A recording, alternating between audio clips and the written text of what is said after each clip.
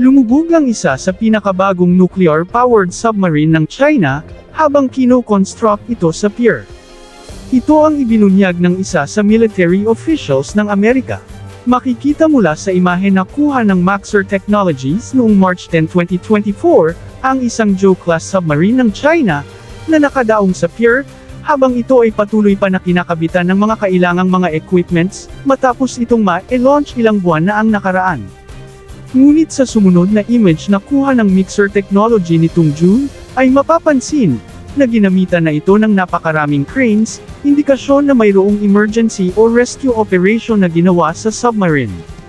Normally, isang crane lamang ang ginagamit pag-load ng mga equipment sa loob ng submarine, habang ito ay kino-construct.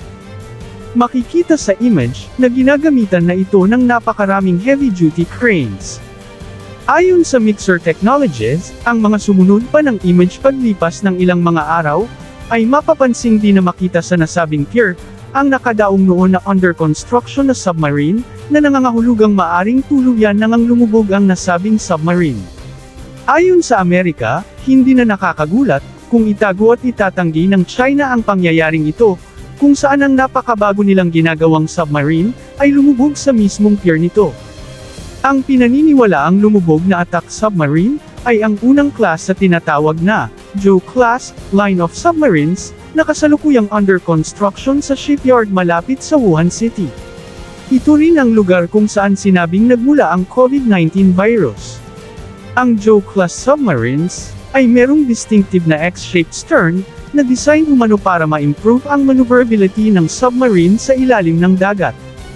Ang di pangkaraniwang pangyayari sa nasabing shipyard, tulad ng biglang pagtulong-tulong ng mga heavy-duty cranes, ay unang napansin sa pamamagitan ng satellite imagery, ng Center for New American Security, isang ahensya na nagmamasid sa mga shipyards ng China, gamit ang satellite technology.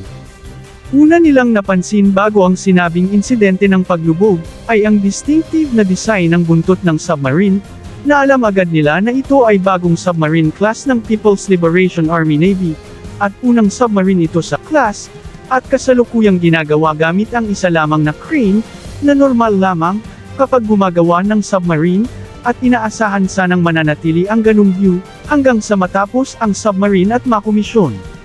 Ngunit ang biglang pagdami, ng mga heavy-duty cranes, ay isa ng indikasyon, na merong hindi magandang nangyayari, sa construction site.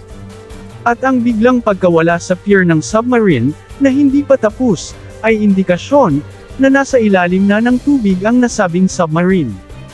Ang China, ay nag-modernize ng kanilang naval fleet, at ang submarine force ay isa sa kanilang highest priorities, dahil nais nilang mag-build ng world-class military, na kayang humarap sa military strength ng Amerika. Ayon sa Military Power Report noong 2023, ang China ay nag-operate ng 6 na nuclear-powered ballistic missile submarines, 6 na nuclear-powered attack submarines, at 48 na diesel-powered attack submarines. Habang ang Amerika, ay merong 53 na fast attack submarines, 14 na ballistic missile submarines, at 4 na guided missile submarines, ang lahat ng submarine fleet ng Amerika, ay parehong mga nuclear-powered.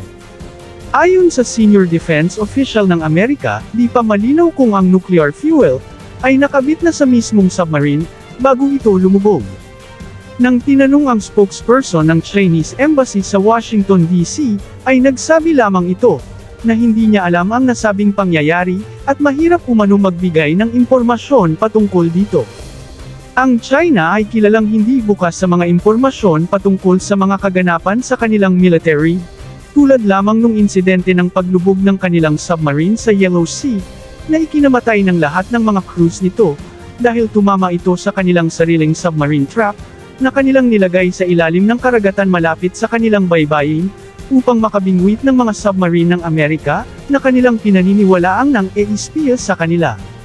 Habang ang China, ay nagsisikap na magkaroon ng malakas na submarine force, na target nilang magkaroon, ng total na 65 na submarines pagdating ng taong 2040, ngunit pinutakti ng korupsyon ng hanay ng kanilang militar, kaya kaduda-duda, kung makakamit ito ng China sa tinakda nilang taon.